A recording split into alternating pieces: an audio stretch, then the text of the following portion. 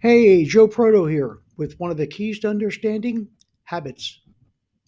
You'll never change your life until you change something you do daily. The secret of your success is found in your daily routines. For failure is nothing more than a few errors in judgment repeated every day. So get clear on what you want. Then take a look at your daily routines and ask yourself, is what I'm doing in alignment with where I want to go in life? If not, would you be willing to do something different for 30 to 90 days to change your life?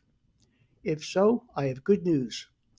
According to some interpretations of Dr. Maxwell Maltz's work in psychocybernetics, it takes 21 days to create a habit and 90 days to create a lifestyle.